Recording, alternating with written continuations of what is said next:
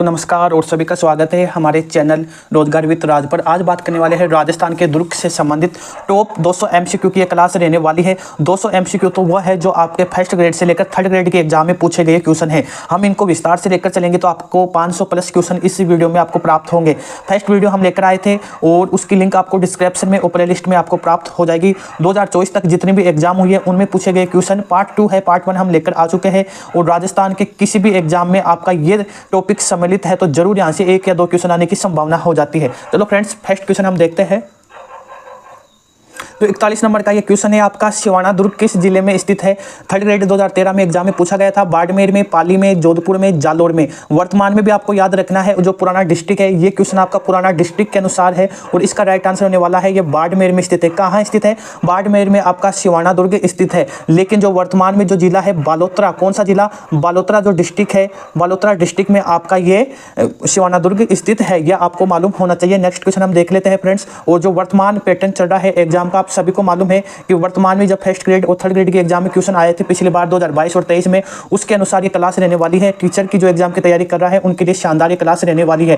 कुपट दुर्ग के नाम से भी कौन सा दुर्ग जाना जाता है? जो वर्तमान में आपका पैटर्न चल रहा है वो दुर्ग के जो उपनाम है, उपनाम से संबंधित आपके क्वेश्चन बार बार पूछे जा रहे हैं। कौन से उपनाम से संबंधित? तो कुपट दुर्ग का नाम बटनेर को कहते हैं, मांडलगढ़ को कहते हैं, या सिवाना दुर्ग को कहते हैं, या अचलगढ़ को कहते हैं। तो इसका राइट आंसर होने वाला है सिवाना का जो दुर्ग है उसको हम कुपट दुर्ग के नाम से भी जानते हैं। कौन सा? कुपट दुर्ग के नाम से भी हम सिवाना दुर्ग को जानते हैं। और पहले कहाँ था ये? पहले था आपका बाड़मेर में। कहाँ स्थित था?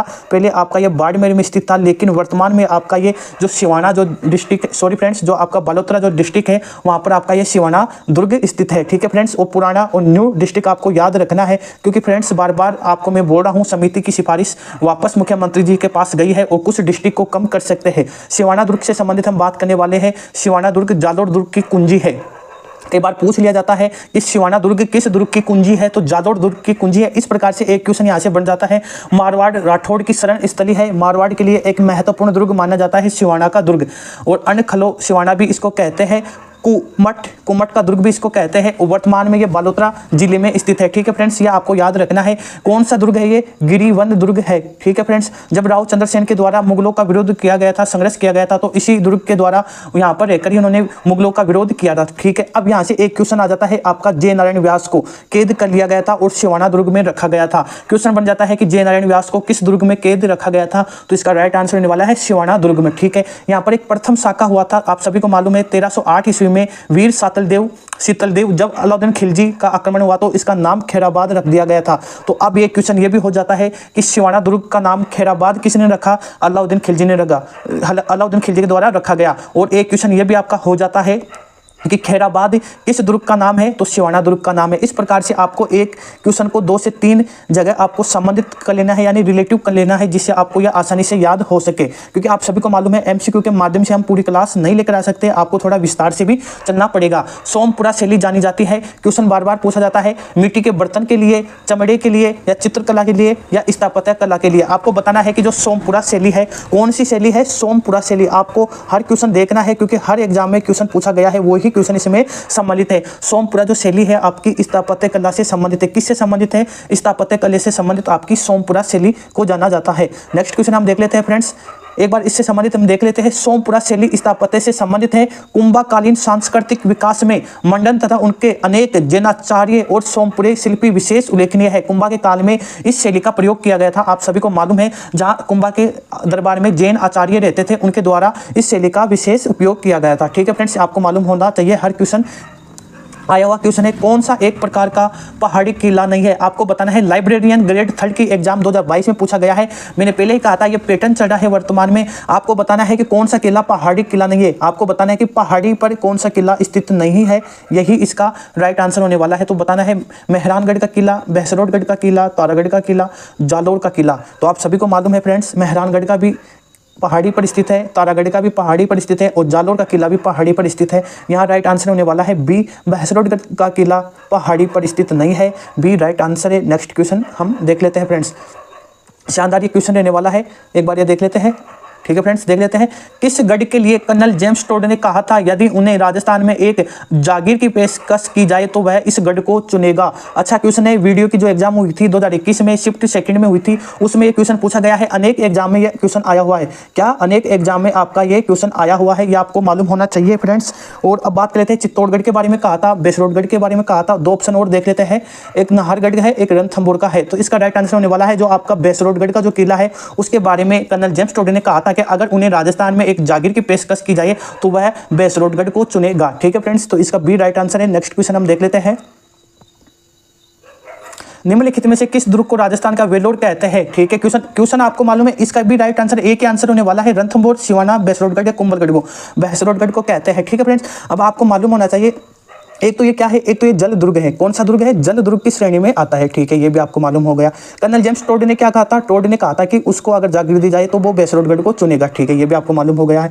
वेलोर किसे कहते हैं? राजस्थान का वेलोर कहते हैं हम बेसरोडगढ़ दुर्ग को। अब आप लोगों को कमेंट में बताना है बेसरोडगढ़ वर्तमान में किस डिस्ट्रिक्ट में है। सी का आपको कमेंट बॉक्स में बताना है कि बेसरोडगढ़ वर्तमान में कौन से डिस्ट्रिक्ट में स्थित है। ठीक है, नेक्स्ट क्वेश्चन चलते हैं। राजस्थान का वेलोर बेसरोडगढ़ दुर्ग को कहा जाता है और ये चंबल व बामनी नदियों के संगम पर स्थित एक जल दुर्ग की श्रेणी में आता है। नदी भी आपको याद रखनी है, तो ये तो इंपॉर्टेंट हो जाता है यहां से, और ये भी आपका इंपॉर्टेंट हो जाता है। ठीक है फ्रेंड्स, अब बात कर लेते हैं, कर्नल जेम्स टोड ने यदि उन्हें राजपूताना में एक जागीर पेशकश की जाए तो वह बेसरोडगढ़ को चुनेगा। ठीक है, अब नेक्स्ट क्वेश्चन हम देख लेते हैं,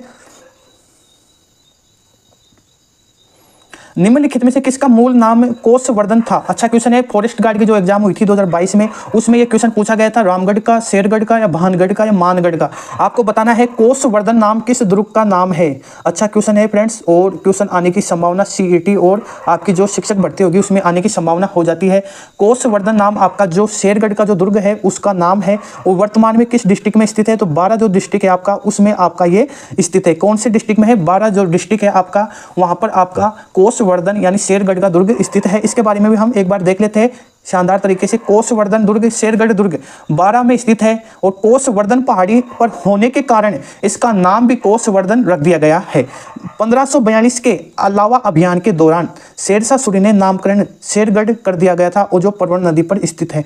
जो इसको शेरगढ़ दुर्ग कहते हैं वो शेरशाह सूरी के द्वारा नाम दिया गया था, और ये कौन सी नदी पर स्थित है? जो परवन नदी होती है, 12 की फेमस नदी है, उस नदी पर आपका ये कोसवर्धन यानी शेरगढ़ दुर्ग स्थित है। नेक्स्ट क्वेश्चन देख लेते हैं फ्रेंड्स, क्वेश्चन शानदार है ये भी। नाना साहब का झालरा और इब्राहिम का झालरा जलाशय किस किले में स्थित है? तारागढ़ अजमेर में, गागरोन दुर्ग झालावाड़ में, बाला किला अलवर में, बठनेर दुर्ग हनुमानगढ़ में। तो आपको बताना है कि नाना साहब का झालरा और इब्राहिम का झालरा स्थित है तारागढ़ का जो किला है। कहाँ? तारागढ़ का जो किला है अजमेर में स्थित है। कहाँ स्थित है? अजमेर में स्थित है फ्रेंड्स। और इसकी जो स्थापना यानी इसका जो संस्थापक था अजय राज। कौन था? अजय राज के द्वारा इस किले का निर्माण करवाया गया था। ठीक है फ्रेंड्स, नेक्स्ट क्वेश्चन हम देख लेते हैं।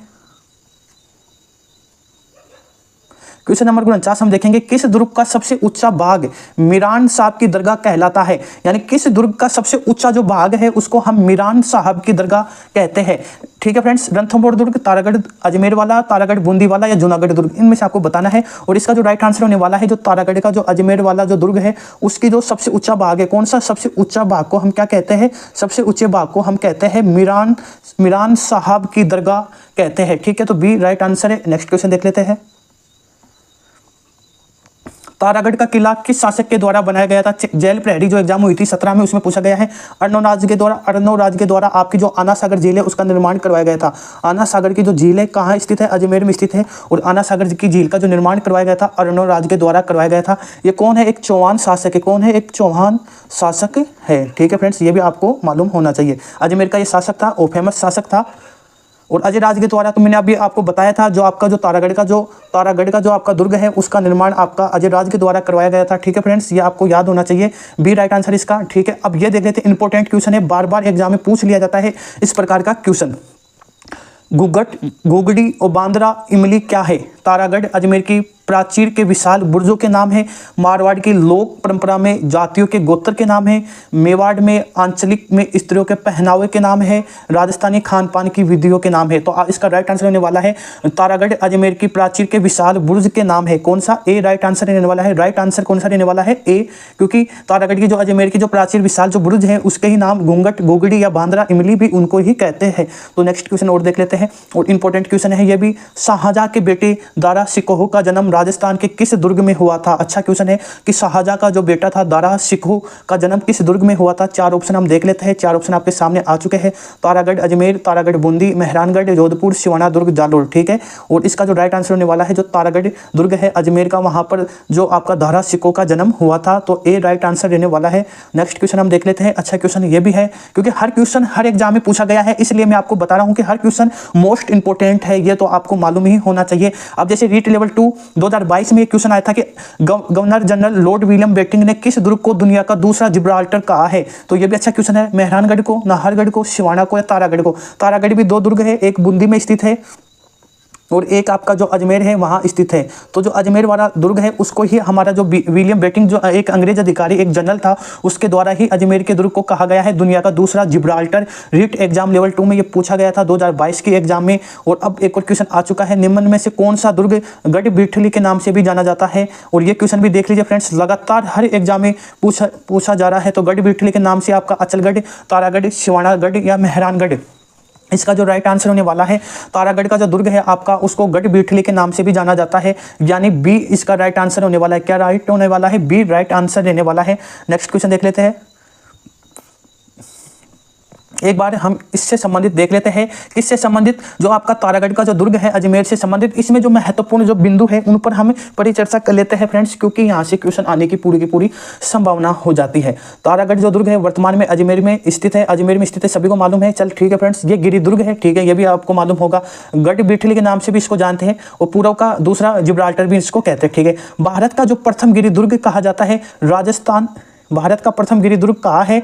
राजस्थान के किलों में सर्वाधिक देशी आक्रमण झेलने वाला किला कौन सा है? मोस्ट इंपोर्टेंट क्वेश्चन हो जाता है कि राजस्थान के किलों में सर्वाधिक देशी आक्रमण झेलने वाला जो किला है वो तारागढ़ का किला आपका माना जाता है। और सर्वाधिक, इसके साथ ही ये भी याद रख लेना है, और सर्वाधिक विदेशी आक्रमण झेलने वाला किला कौन सा? विदेशी आक्रमण झेलने वाला किला कौन सा है? बठनेर का किला है।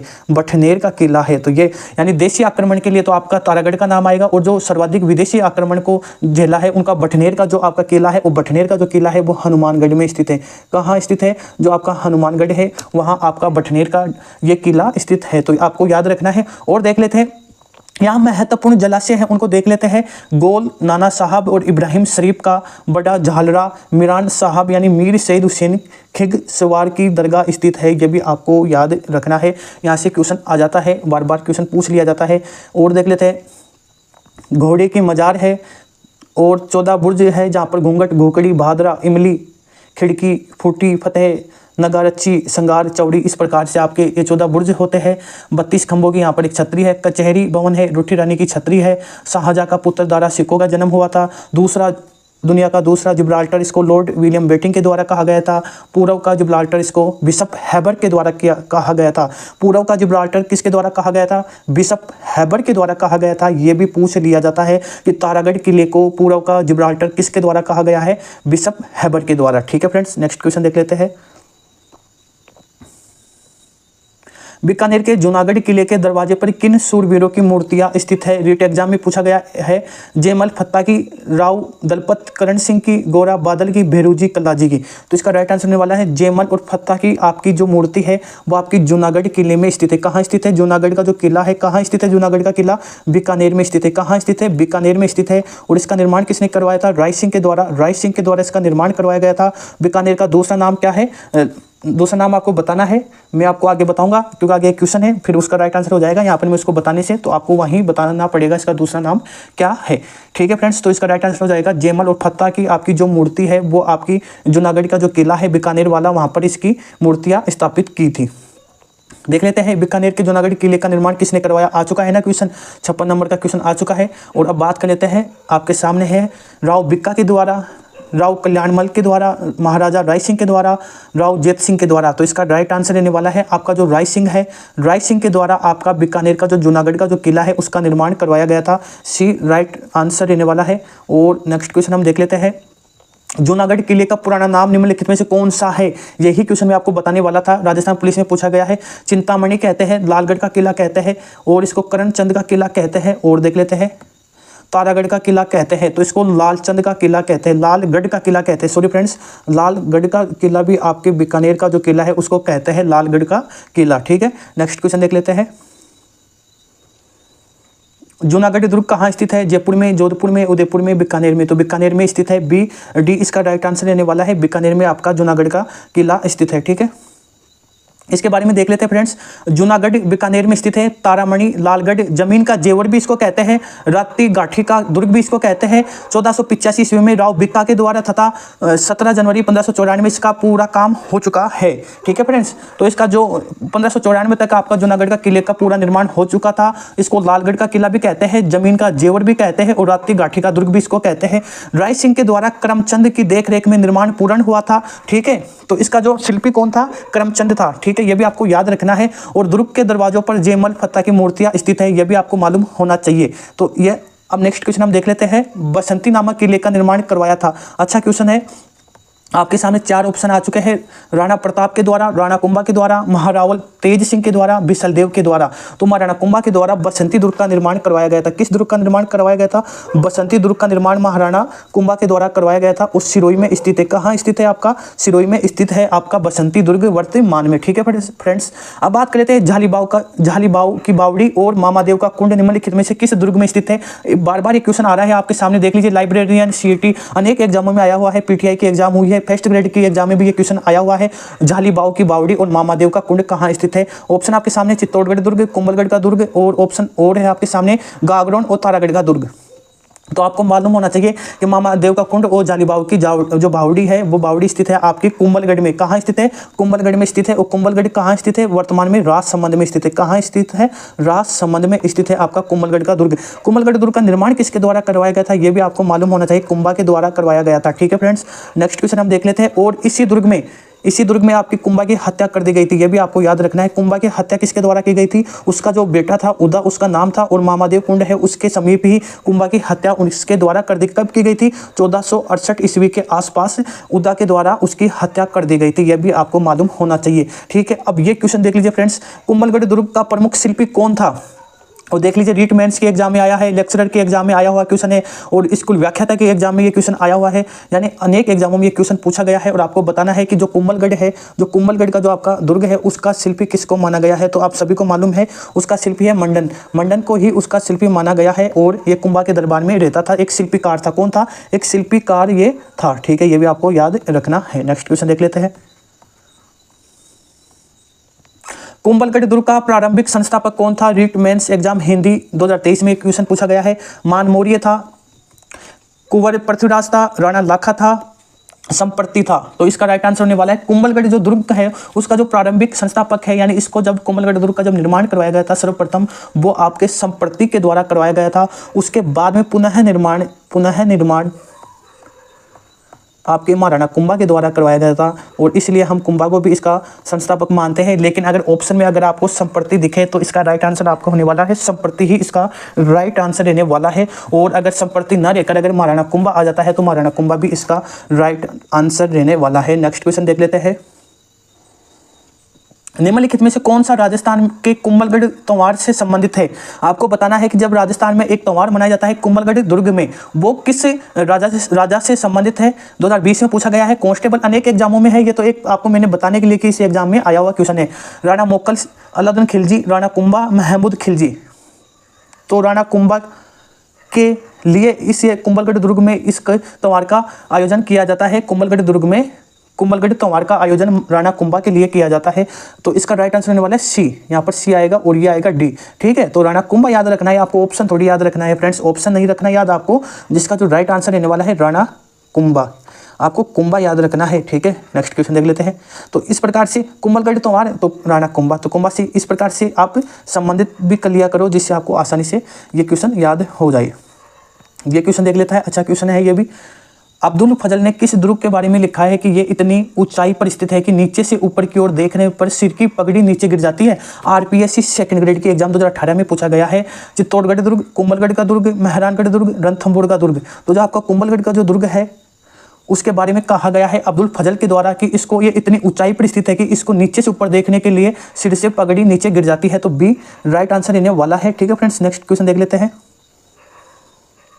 कटारगढ़ दुर्ग का हिस्सा है, आपके सामने एक कटारगढ़ डैश डैश दुर्ग का हिस्सा है। आपको बताना है कि कटारगढ़ किस दुर्ग में स्थित है। तो इसका राइट आंसर आपको बताना है चित्तौड़गढ़, कुंभलगढ़, गागरोन, अचलगढ़। तो कुंभलगढ़ का जो दुर्ग है उसमें ही आपका कटारगढ़ का दुर्ग भी स्थित है। कौन सा? कटारगढ़ का जो दुर्ग है वो कुंभलगढ़ में ही स्थित है। तो इसका राइट आंसर होने वाला है बी और ये सी हो जाएगा। तो इसका राइट आंसर होने वाला है बी। ठीक है, नेक्स्ट क्वेश्चन देख लेते हैं। कुंभलगढ़ की दीवार की लंबाई कितनी है? अच्छा क्वेश्चन है। 30 किलोमीटर, 36 किलोमीटर, 47 किलोमीटर, 44 किलोमीटर।